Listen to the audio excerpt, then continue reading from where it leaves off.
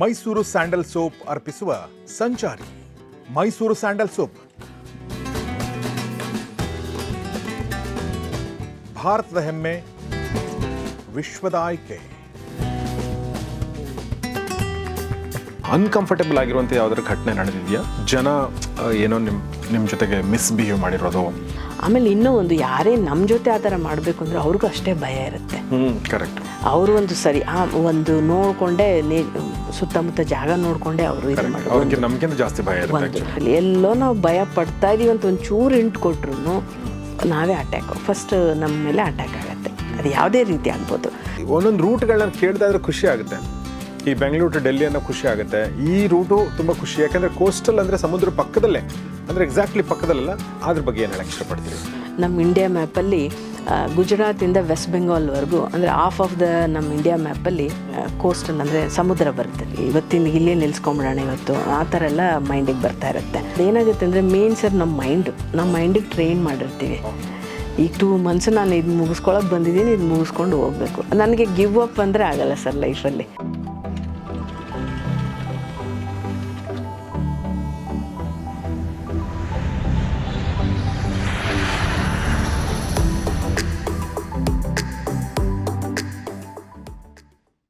ಈ ಎಲ್ಲ ಘಟನೆಗಳ ಹೊರತಾಗಿ, ಅಂದರೆ ನೀವು ಹೇಳಿದ್ರಲ್ಲ ಈಗ ಸೇಫ್ಟಿ ಮತ್ತು ಇದೆಲ್ಲ ಮಾಡೋದ್ರ ಹೊರತಾಗಿ ಕೂಡ ಅನ್ಕಂಫರ್ಟೇಬಲ್ ಆಗಿರುವಂಥ ಯಾವ್ದಾದ್ರು ಘಟನೆ ನಡೆದಿದೆಯಾ? ಜನ ಏನೋ ನಿಮ್ಮ ಜೊತೆಗೆ ಮಿಸ್ಬಿಹೇವ್ ಮಾಡಿರೋದು, ಅಥವಾ ಮಿಸ್ಯೂಸ್ ಮಾಡ್ಕೊಳ್ಳೋಕೆ ಟ್ರೈ ಮಾಡಿರೋದು, ಅಥವಾ ನಿಮಗೆ ಇಲ್ಲಿ ಬರಬಾರ್ದಾಗಿತ್ತು ಅಂತ ಒಂದು ಜಡ್ಜ್ಮೆಂಟ್ ನೀವೇ ತಪ್ಪು ತೊಗೊಂಡಿರೋದು? ಕೆಲವೊಂದು ಸಲ ಆಗುತ್ತಲ್ಲ, ಆ ಥರ ಏನಾದರೂ ಆ ಥರದ್ದು ಏನಾದರೂ ಆಗಿದೆಯಾ? ಬಟ್ ಲಕ್ಕಿಲಿ ನಾನು ಆನೆಸ್ಟಾಗಿ ಹೇಳ್ತಾ ಇದ್ದೀನಿ, ಈ ಥರ ಇಲ್ಲಿವರೆಗೂ ನನ್ನ ಜೊತೆ ಆ ಥರ ಮಿಸ್ಬಿಹೇವ್ ಆಗಲಿ ಏನೋ ಒಂಥರ ಆ ಥರ ಪ್ರಾಬ್ಲಮ್ಸ್ ಅಂತ ಆಗಿಲ್ಲ ಬೇರೆ ಒಂದು ಮನುಷ್ಯರಿಂದ. ಸೊ ಈವನ್ ಅನಿಮಲ್ಸಿಂದನೂ ಏನೂ ಆಗಿಲ್ಲ ಆ ಥರ. ಸೊ ನಂದು ಯಾಕಂದರೆ ನನ್ನ ಪ್ಲ್ಯಾನಿಂಗೇ ಹಿಂಗಿರೋದ್ರಿಂದ ಡೇ ಟೈಮಲ್ಲಿ ಮಾಡ್ಕೊತೀನಿ ಬಂದು ಟ್ರಾವೆಲೆಲ್ಲ ಮುಗಿಸ್ಕೊಳ್ಳೋದು. ಆಮೇಲೆ ಇನ್ನೂ ಒಂದು, ಯಾರೇ ನಮ್ಮ ಜೊತೆ ಆ ಥರ ಮಾಡಬೇಕು ಅಂದರೆ ಅವ್ರಿಗೂ ಅಷ್ಟೇ ಭಯ ಇರುತ್ತೆ. ಕರೆಕ್ಟ್.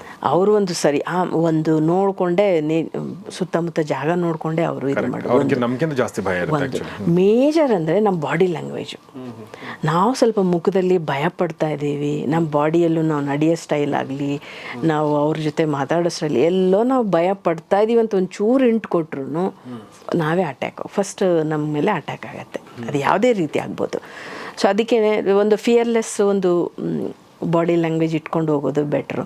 ಆಮೇಲೆ ನನಗೆ ಲ್ಯಾಂಗ್ವೇಜ್ ಹಿಂದಿ ಚೆನ್ನಾಗಿ ಬರೋದ್ರಿಂದ ಎಲ್ಲ ಕಡೆ ಚೆನ್ನಾಗಿ ಹಿಂದಿ ಒಂದು ಮಾತಾಡೋದ್ರಿಂದ ಎಲ್ಲೂ ತೊಂದರೆ ಆಗ್ತಿರಲಿಲ್ಲ. ಆಮೇಲೆ ಒಬ್ಬರೇ ಇರೋದ್ರಿಂದ ಏನಾಗುತ್ತೆ, ಒಬ್ಬರೇ ಇರ್ತೀವಿ, ಮೋಸ್ಟ್ ಆಫ್ ದ ಟೈಮ್ ಒಬ್ಬರೇ ಇರ್ತೀವಿ.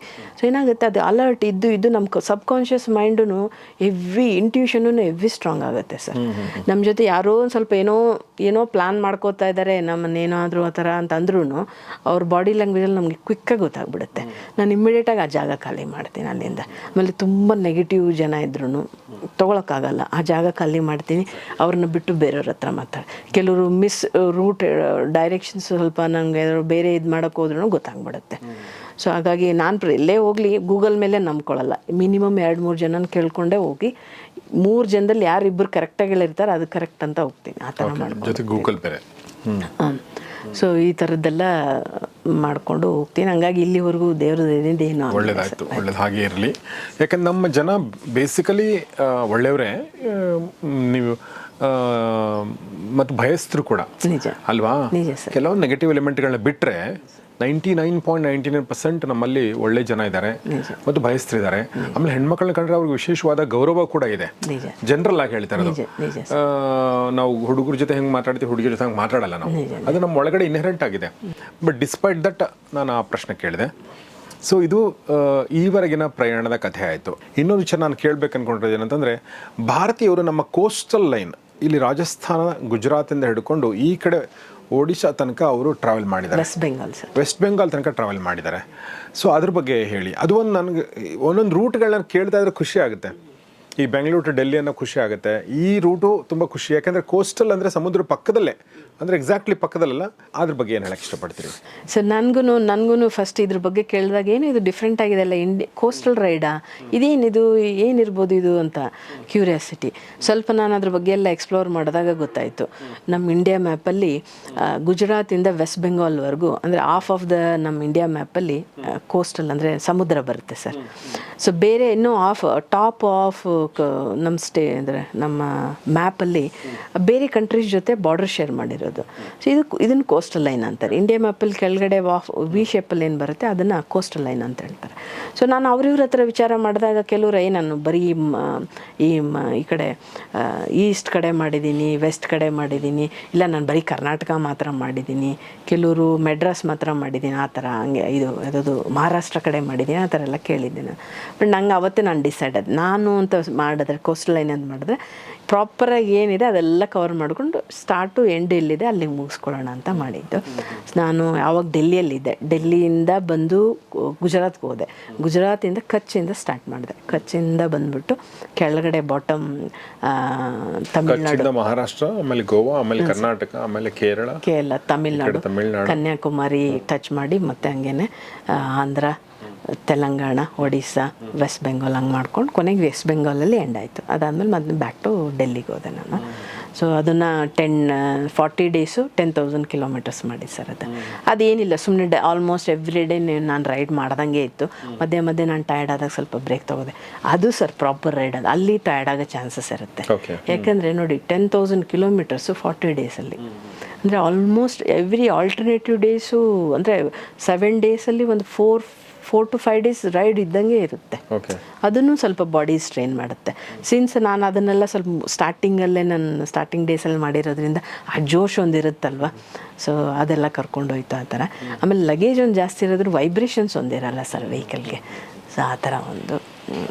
ಬಟ್ ಲಗೇಜ್ ಅಂತ ನೀವು ಹೇಳಿದ್ರಲ್ಲ, ಈಗ ಏನು ಲಗೇಜ್ ತೊಗೊಂಡು ಹೋಗಿರ್ತೀರ ನೀವು? ನಂದು ಸ್ವಲ್ಪ ನಂದು ಅಂತ ಬಂದಾಗ, ನನಗೆ ಅಂತ ಲಗೇಜ್ ಅಂದಾಗ 3-4 ಪೇರ್ಸೇ ಇಟ್ಕೊಂಡ್ರು ಮಳೆಗೂ ರೆಡಿ ಇರಬೇಕು, ಬಿಸಿಲಿಗೂ ರೆಡಿ ಇರಬೇಕು, ಚಳಿಗೂ ರೆಡಿ ಇರಬೇಕು. ಆ ಥರ 2 ಬಟ್ಟೆಗಳನ್ನು ಇಟ್ಕೊಳ್ಳೇಬೇಕು ಒಂದು.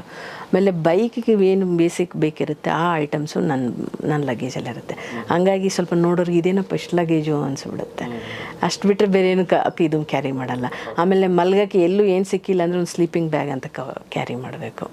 ಅದನ್ನು ಒಂದು ಚಿಕ್ಕ ಸೈಜಲ್ಲಿ ಬರುತ್ತೆ ಸ್ಲೀಪಿಂಗ್ ಬ್ಯಾಗು. ಸೊ ಅದನ್ನು ಒಂದು 1 ಡಿಗ್ರಿವರೆಗೂ ಟಾಲ್ರೇಟ್ ಮಾಡ್ಬೋದು ಚಳಿನ, ಆ ಥರದ್ದು ಕ್ಯಾರಿ ಮಾಡ್ತೀವಿ. ಅದು ಹೆಂಗಾಗುತ್ತೆ ಅಂದರೆ ಈಗ ಈವನ್ ನಾವು ಮನೆಯಲ್ಲೂ ಸರ್, ನಾವು ಮನೇಲಿ ಎಲ್ಲ ಇರುತ್ತೆ ಐಟಮ್ಸು, ದೊಡ್ಡ ಮನೆ, ಎಷ್ಟೋ ಸಾಮಾನುಗಳೆಲ್ಲ ಎಲ್ಲ ಥರದ್ದು ಇಟ್ಕೊಂಡಿರ್ತೀವಿ, ದಿನ ಯೂಸ್ ಮಾಡ್ತೀವ ನಾವು? ಇಲ್ಲ. ಯಾವಾಗ ನೆಸೆಸಿಟಿ ಇರುತ್ತೆ ಅದನ್ನ ಹತ್ಬಿಟ್ಟು ಅದು ತೊಗೊಳ್ಳೋದು, ಇದು ತೊಗೊಂಡು ಅಷ್ಟೇ. ನಮ್ಮ ಬ್ಯಾಗೂ ಹಂಗೆ ಆಗಿಬಿಡುತ್ತೆ, ಎಲ್ಲ ಇಟ್ಟಿರಬೇಕು. ಯಾವಾಗ ಯಾವುದಕ್ಕೆ ಸಮಯಕ್ಕೆ ಬೇಕಾಗುತ್ತೋ ಗೊತ್ತಾಗಲ್ಲ ಆ ಥರ. ಹಂಗಾಗಿ ಲಗೇಜಿನ ದಿನ ಲೋಡಿಂಗು ಅನ್ಲೋಡಿಂಗ್ ಮಾಡೋದೊಂದು ಸ್ವಲ್ಪ ಕಿರಿಕಿರಿ ಆಗುತ್ತೆ. ನನಗೂ ನಮಗೆ ಇತ್ತೀಚೆಗೆ ಗೊತ್ತಾಗ ಹಂಗೆ ಅನ್ನಿಸ್ತು. ಯಾವುದೋ ಹೋಟ್ಲಿಗೆ ಹೋಗೋದು, ಎಲ್ಲ ತೆಗಿಯೋದು, 2 ದಿನ, ಮತ್ತೆ ಬೆಳಗ್ಗೆ ಎದ್ದು ಹೊರಡಬೇಕು, ಮತ್ತೆ ಅದನ್ನ ಪ್ಯಾಕ್ ಮಾಡ್ಕೊಂಡು ನನಗೆ ಅದೊಂದು ಸ್ವಲ್ಪ ಹಿಂಸೆ ಅನ್ಸೋದು ನನ್ನಲ್ಲಿ.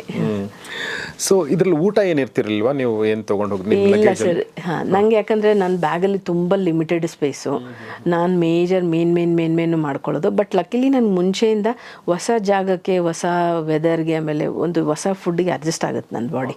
ಸೊ ಹಂಗಾಗಿ ಅದು ಒಂದಿದ್ದು ಇರೋದ್ರಿಂದ ನನಗೆ ಕಾನ್ಫಿಡೆನ್ಸ್ ಇತ್ತು, ಏನು ತೊಂದರೆ ಆಗಲ್ಲ ಅಂತ. 2ನೇದು ಪರ್ಟಿಕ್ಯುಲರ್ ಜಾಗಕ್ಕೆ ಹೋದಾಗ ಅಲ್ಲಿ ಆ ಊಟ ಅಲ್ಲಿನೇ ತಿನ್ಬೇಕು, ಅದನ್ನೇ ಒಂದು ಟ್ರಾವೆಲಿಂಗಲ್ಲಿ ನಾವು ಮೇನ್ ಫಾಲೋ ಮಾಡಿ. ಬಟ್ ಒಂದು ನಿಮ್ಮ ಕನ್ಸ್ಟೆನ್ಸಿ ಏನಿದೆ ಅಂತಂದ್ರೆ ನೀವು ವೆಜಿಟೇರಿಯನ್, ಸೊ ವೆಜಿಟೇರಿಯನ್ ಹುಡ್ಕೊಂಡು ಹೋಗ್ತೀರಿ ನೀವು? ಹೌದು ಸರ್. ಎಲ್ಲ ಕಡೆ ನಿಮ್ಗೆ ಸಿಕ್ಕಿದೆ? ಎಲ್ಲ ಕಡೆ ಪ್ರಾಪರ್ ಅಂತ ಸಿಗಲ್ಲ ಸರ್. ಅದು ಹೆಂಗಾಗುತ್ತೆ ಅಂದರೆ ಲಕ್ ಚೆನ್ನಾಗಿತ್ತು ಅವತ್ತಿನ ದಿನ, ಏನು ಯಾರೋ ಒಬ್ರು ಊಟಕ್ಕೂ ಇನ್ವೈಟ್ ಮಾಡಿಬಿಡ್ತಾರೆ, ತುಂಬ ಖುಷಿಯಾಗಿ ಕೆಲವರು ಚೆನ್ನಾಗಿ ಬಡಿಸ್ತಾ ಇರ್ತಾರೆ, ಎಲ್ಲ ಸಿಗ್ತಾ ಇರುತ್ತೆ. ಒನ್ ಡೇನಲ್ಲಿ ಏನೂ ಸಿಕ್ಕಲ್ಲ. ಸೊ ಅವಾಗ ಏನೋ ಒಂದು ತಿನ್ಕೊಂಡು ಮುಂದೆ ಹೋಗ್ತಾ ಇರೋದು, ಹಂಗೆ ಒಂದಿನ ಹಂಗೆ ಒಂದಿನ ಹಿಂಗೆ ಅಂತ ಇರುತ್ತೆ ಸರ್. ಆಮೇಲೆ ಟ್ರಾವೆಲಲ್ಲಿ ಇದ್ದಾಗ ಊಟದ ಕಡೆ ಅಷ್ಟು ನಮಗೆ ಜ್ಞಾನನೂ ಹೋಗಲ್ಲ. Very true. ಇನ್ನೊಂದು ಪ್ರಶ್ನೆ ಕೇಳಬೇಕು ಅನ್ಕೊಂಡೆ. ಈಗ ಭಾರತೀಯರು ನೀವೀಗ 40 ಡೇಸ್ ಅಂತ ಹೇಳಿದ್ರಲ್ಲ, ಎಷ್ಟು ಕಿಲೋಮೀಟರ್ಸ್ ಅದು? 10,000 ಕಿಲೋಮೀಟರ್ಸ್ ಇರ್ಬೋದು. ಈ ಒಂದು ಡೆಲ್ಲಿ 2,000 ಕಿಲೋಮೀಟರ್ಸ್ ಇರ್ಬೋದು. ನಾರ್ತ್ ಈಸ್ಟ್ ಹೋಗಿರೋದಿರ್ಬೋದು, ಲೇ ಲಡಾಖ್ ಮತ್ತು ಜಮ್ಮು ಕಾಶ್ಮೀರಕ್ಕೆ ಹೋಗಿರೋದಿರ್ಬೋದು. ಇದೆಲ್ಲ ನೀವು ಹೇಳ್ತಿರ್ಬೇಕಾದ್ರೆ ಅದು ಬೈಕಲ್ಲಿ, ಈಗ ಬೈಕಲ್ಲಿ ನಾವು 1 ಅವರ್ ಮಾಡಿದ ತಕ್ಷಣ ಇದು ಹಿಡ್ಕೊಂಡು ಬಿಡುತ್ತೆ. ಈಗ ಈ ವಯಸ್ಸಿಗೆ ಬಹುಶಃ ಅದಾಗ್ತಾ ಇದೆ ಅನ್ಸುತ್ತೆ. ಸೊ ಈಗಂತೂ ಓಡಿಸ್ತಾನೆ ಇಲ್ಲ, ಸ್ಕೂಟಿ ಓಡಿಸೋದು ಅಷ್ಟೇ ಬಿಟ್ಟರೆ. ಸ್ವಲ್ಪ ಹಿಂಗಾಯಿತು, ಯಾಕೆಂದರೆ ನೀವು ಆ ಒಂದು ಪೊಸಿಷನ್ ಚೇಂಜೇ ಮಾಡಲ್ಲ. ನೀವು ಕಾರ್ಲಾದ್ರೆ ಸ್ವಲ್ಪ ಹಿಂಗೆ ಕೂತ್ಕೋತೀರ ಸ್ವಲ್ಪ ನೀವು ಒಂದು ಸ್ವಲ್ಪ, ಬಟ್ ಬೈಕಲ್ಲಿ ಹಿಂಗೆ ಇರ್ಬೇಕು ನೀವು.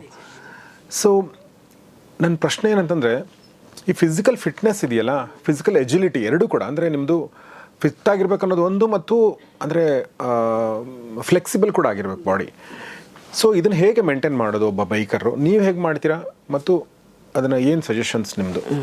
ಸರ್ ನಾನು ಪರ್ಟಿಕ್ಯುಲರ್ ತುಂಬ ವೆಯ್ಟ್ ಕೂಡ ಗೇನ್ ಮಾಡೋಂಗಿಲ್ಲ ನಾವು. ನಿಜ ಸರ್, ಅದು ಒಂದಾಗುತ್ತೆ. ಸರ್ ನಾನು 2 ಥರ ನೋಡಿದೆ. ನೀವು ಹೇಳ್ದಂಗೆ ಕೂತ್ಕೊಂಡು ನಮಗೂ ಸ್ವಲ್ಪ ಬ್ಯಾಕ್ ಪೇಯ್ನ್ ಬರುತ್ತೆ, ಅಂದರೆ ರೋಡ್ಸ್ ಸರಿ ಇಲ್ಲ ಅಂದರೆ. ರೋಡ್ಸ್ ಚೆನ್ನಾಗಿತ್ತು, ಹೈವೇ ಅಂತಂದರೆ ಒಂಥರ ಬಟರ್ ಸ್ಮೂತ್ ಥರ ಆರಾಮಾಗಿ ಹೋಗ್ತಾ ಇರ್ತೀವಿ. ಬೈಕು ಚೆನ್ನಾಗಿದೆ, ರೋಡು ಚೆನ್ನಾಗಿದ್ರೆ ಸಮಸ್ಯೆ ಇಲ್ಲ. ಸೊ ರೋಡ್ಸ್ ಸರಿ ಇಲ್ಲಿಂದಾಗೇ ಸ್ವಲ್ಪ ಪ್ರಾಬ್ಲಮ್ ಆಗುತ್ತೆ. ಅವಾಗ ಒಂದು ಸ್ವಲ್ಪ ನಮಗೂ ಪೇನ್ ಅನ್ಸುತ್ತಪ್ಪ, ಸಾಕಪ್ಪ ಇನ್ನು ನಿಲ್ಲಿಸ್ಬಿಡೋಣ, ಇಲ್ಲೆಲ್ಲ ಬ್ರೇಕ್ ತೊಗೊಳೋಣ, ಇವತ್ತಿಂದ ಇಲ್ಲೇ ನಿಲ್ಸ್ಕೊಂಬಿಡೋಣ ಇವತ್ತು, ಆ ಥರ ಎಲ್ಲ ಮೈಂಡಿಗೆ ಬರ್ತಾ ಇರುತ್ತೆ.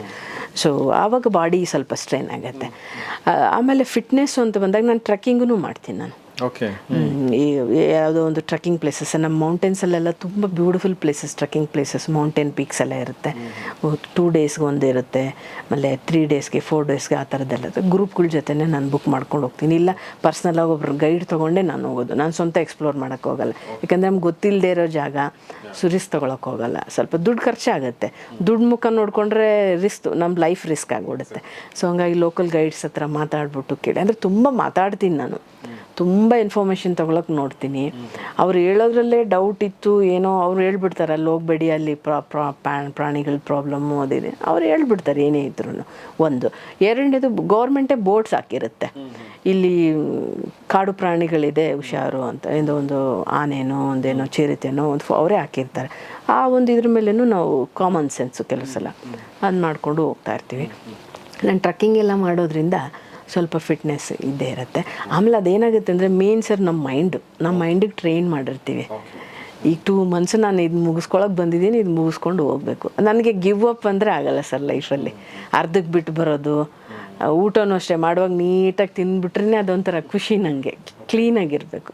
ಅರ್ಧ ಅನ್ನೋದು ನನಗೆ ತುಂಬ ಕಷ್ಟ ಅದು. ಸೊ ಹಾಗಾಗಿ ಆ ಮೈಂಡ್ಸೆಟ್ಟೇ ಫಸ್ಟ್ ಮೇನ್ ಮೈಂಡ್ಸೆಟ್ ಸರ್. ಮಾಡ್ಕೊಂಡು ಬರ್ತೀನಿ, ಏನಾದರೂ ಗೆದ್ದು ಬರ್ತೀನಿ ಅನ್ನೋ ಒಂದು ಇದರಲ್ಲೇ ಹೋಗ್ತೀನಿ ನಾನು. ಅದು ಹಂಗೆ ಆಗುತ್ತೆ. ಚಿಕ್ಕ ಪುಟ್ಟ ಬೀಳೋದು ಅದು ಇದು ಆಗುತ್ತೆ, ಅವಾಗ ಅಲ್ಲೇ ಲೋಕಲ್ ಟ್ರೀಟ್ಮೆಂಟ್ ತೊಗೊಂಡು ಅಲ್ಲೇ ಒಂದು ವಾರ ಸ್ವಲ್ಪ ಕ್ಯೂರ್ ಆಗೋ, ನನ್ನ ಕಾನ್ಫಿಡೆನ್ಸ್ ಬರೋವರೆಗೂ ಇದ್ಬಿಟ್ಟು ಮುಗಿಸ್ಕೊಂಡು ಮತ್ತೆ ಮುಂದೆ ಹೋಗ್ತಾ ಇರೋದು. ಆ ಥರ ಡೈಲಿ ಎಕ್ಸಸೈಸು ನಾನು ಅದೆಲ್ಲ ಅನ್ಕೊತೀನಿ ಸರ್, ಸ್ವಲ್ಪ ಯೋಗ ಮಾಡೋಣ, ಸ್ವಲ್ಪ ಸ್ಟ್ರೆಚಿಂಗ್ ಎಕ್ಸಸೈಸ್ ಅಂತ. ಅದು ಆಗಲ್ಲ ಆ್ಯಕ್ಚುಲಿ. ನಾನು ಏನೋ ಹೋಗ್ಬಿಟ್ಟು ಒಂದು ವಾರ ಫಾಲೋ ಮಾಡ್ಬೋದು. ಅದು ಮಾಡಬೇಕಂದ್ರೆ ನಾನು 1 hour ಮುಂಚೆ ಎದ್ದೇಳ್ಬೇಕು. ಮತ್ತೆ ಆಲ್ರೆಡಿ ನಾನು 4:30ಗೆ ಹಂಗೆ ಎದ್ದೇಳ್ತೀನಿ, ಮತ್ತು ಅದು ಮಾಡಬೇಕು ಅಂದರೆ ಒಂದು 3:30ಗಾದರೆ ಎದ್ದೇಳಬೇಕು. ಬಾಡಿ ಸ್ಟ್ರೈನ್ ಆಗಿರುತ್ತೆ. ಸೊ ಹಂಗಾಗಿ ನಾನು ನಾನು ವಾಕಿಂಗ್ ತುಂಬ ಪ್ರಿಫರ್ ಮಾಡ್ತೀನಿ. ಸೊ ಆ ಥರ ಫಿಟ್ನೆಸ್ಸು ತಿನ್ನೋದ್ರಲ್ಲಿ ಸ್ವಲ್ಪ ಏನು ಹೇಳ್ತಾರೆ, ಹಿತಮಿತವಾಗಿ ತಿನ್ಕೊಂಡು. ಈ ಒಂದು ಸರ್ ಮೇನ್ ಇರೋದೆಲ್ಲ ಮೈಂಡೇ ಸರ್. ಅದಕ್ಕೆ ನೀವು ಹೆಂಗೆ ಟ್ರೈನ್ ಮಾಡ್ತೀರ ಅದು ಹಂಗೆ ಬಿಹೇವ್ ಮಾಡುತ್ತೆ. ನೀವೇ ನೋಡಿ ಸರ್, ಏನಾದರೂ ಆದಾಗ ಚಿಕ್ಕದಾದಾಗೆಲ್ಲ ನಾವು ಪಟಕ್ ಅಂತ ನಾವು ಡಾಕ್ಟ್ರ್ ಹತ್ರ ಹೋಗೋದು, ಅದಕ್ಕೆ ಹಂಗೇ ಹ್ಯಾಬಿಟ್ ಮಾಡಿಸಿದ್ರೆ ಅದು ಹಂಗೇ ಅಡ್ಜಸ್ಟ್ ಆಗೋದು. ನಾವು ಡಾಕ್ಟ್ರ್ ಹತ್ರ ಹೋಗೋವರೆಗೂ ಅದು ಸರಿ ಹೋಗಲ್ಲ. ಅದ್ರ ಬದಲು ನಾನು ಹಿಂಗೆ ಟ್ರೈನ್ ಮಾಡಿದ್ದೀನಿ ಅಂದರೆ ನನ್ನ ಬಾಡಿ ಈಗಲ್ಲ ಒಂದು 10-15 ವರ್ಷದಿಂದ ಒಳ್ಳೆ ನಿದ್ದೆ ಕೊಡ್ತೀನಿ, ಟೈಮ್ ಟು ಟೈಮ್ ಊಟ ಕೊಡ್ತೀನಿ, ನನ್ನ ಥಿಂಕಿಂಗ್ ಚೆನ್ನಾಗಿದೆ, ನಿದ್ದೆನೂ ಚೆನ್ನಾಗಿದೆ, ಒಂದು ಟೈಮ್ ಕರೆಕ್ಟಾಗಿ. ರಾತ್ರಿ ಒಳ್ಳೆ ನಿದ್ದೆಯಲ್ಲೇ ಅದು ಸರಿ ಹೋಗ್ಬಿಡ್ಬೇಕು, ನಾಳೆಗೆ ಅದು ರೆಡಿ ಆಗಬೇಕು, ಬ್ಯಾಟ್ರಿ ಚಾರ್ಜ್ ಆಗಿಬಿಡ್ಬೇಕು, ಆ ಥರ ಸರ್. ಸೊ ಅದನ್ನು ನಾನು ಹಂಗೆ ಟ್ರೈನ್ ಮಾಡಿರೋದು. ಹಂಗಾಗಿ ಅದು ಹಂಗೆ ಅಭ್ಯಾಸ ಆಗ್ಬಿಡೆ. ಯಪ್ಪ ಇದೇನು ಮಾಡಿದ್ರು ಇವಳೇನು ಮಾಡಲ್ಲ, ನಾನು ಹಿಂಗೆ ಮಾಡ್ಕೋಬೇಕು. ಅದು ಅದು ಹೇಳ್ತೀನಲ್ಲ ಮೈಂಡ್ಸೆಟ್, ಅದಲ್ಲ ನಾವು ಹೆಂಗೆ ಟ್ರೈನ್ ಮಾಡ್ತೀವಿ ಅವನು ಹಂಗೆ ಬಿಹೇವ್ ಮಾಡುತ್ತೆ. ವಂಡರ್ಫುಲ್. ಈ ಒಂದು 2021 ಶುರು ಮಾಡಿರುವಂಥ ಈ ಒಂದು ಇದರಲ್ಲಿ 4-5 ವರ್ಷಗಳಿಂದ ಮಾಡ್ತಾ ಇದ್ದೀರಿ. ಯಾರಾದರೂ ನಿಮಗೆ ಲೈಫ್ ಟೈಮ್ ಫ್ರೆಂಡ್ಸ್ ಅಂತ ಸಿಕ್ಕಿದ್ದಾರೆ, ಯಾರಾದರೂ ಪರಿಚಯ ಆಗಿದ್ದಾರೆ ನಿಮಗೆ? Keeping in touch with them, ಮತ್ತೆ ಅಲ್ಲಿ ಹೋದ್ರೆ ನಾನು ಅವ್ರನ್ನ ಭೇಟಿ ಆಗ್ತೀನಿ ಅನ್ನೋ ಥರ ಯಾರಾದರೂ ನಿಮಗೆ ಫ್ರೆಂಡ್ಸ್ ಆಗಿದ್ದಾರೆ? ಇದ್ದಾರೆ ಸರ್, ಬಟ್ ನಾನು ತುಂಬ ಹಚ್ಕೊಳಕ್ಕೆ ಹೋಗಲ್ಲ ಸರ್. ನನಗೆ ಆ ಥರ ಇಷ್ಟ. ಯಾರೋ ಒಬ್ರು ಸಿಕ್ಕರು ಸೈಕ್ಲಿಂಗ್ ಮಾಡ್ತಾ ಇರ್ತಾರೆ, ಅವ್ರು ನನ್ನ ಥರ. ನಾನು ಅದೇ ಅನ್ಕೊತ ಇವರು ನಮ್ಮ ಥರನೇ ಹುಚ್ಚರೇನೋ, ಈ ಥರ ಏನೋ ಡಿಫ್ರೆಂಟ್ ಮಾಡ್ತಾ ಇದ್ದಾರೆ ಅಂತ ಅನಿಸುತ್ತೆ. ಅವ್ರದ್ದು ಎಕ್ಸ್ಪೀರಿಯನ್ಸ್ ಶೇರ್ ಮಾಡೋದು, ಅವ್ರ ಎಕ್ಸ್ಪೀರಿಯನ್ಸ್. ಕೆಲವರು ಏಜ್ಡ್ ಪರ್ಸನ್ಸ್, ಅವರು ಜನಗಳು ಹೊಸಬರು ಸಿಗಬೇಕು ಮಾತಾಡೋಕ್ಕೆ ಅಂತ ಕಾಯ್ತಾ ಇರ್ತಾರೆ, ಅವ್ರ ಎಕ್ಸ್ಪೀರಿಯನ್ಸ್ ಹೇಳ್ಕೊತಾ ಇರ್ತಾರೆ. ಯಾರೋ ಮಿಲ್ಟ್ರಿ ರಿಟೈರ್ಡ್ ಪರ್ಸನ್ ಸಿಗ್ತಾರೆ, ಸೊ ಅವ್ರ ಜೊತೆ ನಂಗೆ ಆ ಥರ ಲೈಫ್ ನಂಗೆ ಇಷ್ಟ. ಒಂದಿನ 2 ದಿನ ಅವ್ರ ಜೊತೆ ಇದ್ವಿ, ಅದು ಗ್ರೂಪೇ ಇರ್ಬೋದು ಎಲ್ಲೋ, ಅಲ್ಲಿ ಅವ್ರ ಜೊತೆ ಎಕ್ಸ್ಪೀರಿಯನ್ಸ್ ಶೇರ್ ಆಯಿತು, ಅವ್ರೇನೋ ಹೇಳಿದ್ರು, ಅದು ಆ ಮೆಮೊರೀಸ್ ಕ್ಯಾರಿ ಮಾಡಿ ಮತ್ತೆ ಮುಂದೆ ಹೋಗೋದು, ಮತ್ತು ಇನ್ನೊಬ್ರು ಯಾರೋ ಸಿಕ್ಕೋದು, ಆ ಥರ ನಂಗೆ ಇಷ್ಟ. ಟಚ್ಚಲ್ಲಿದ್ದಾರೆ, ಏನೇ ಇದ್ದರೂ ಕೇಳ್ತಾ ಇರ್ತಾರೆ, ಸ್ಟೇಟಸಲ್ಲಿ ನೋಡ್ಬಿಟ್ಟು ಎಲ್ಲಿದ್ದೀರಾ ಹೇಗಿದ್ದೀರಾ ಅಂತ. ಸೊ ಆ ಥರ ಸರ್.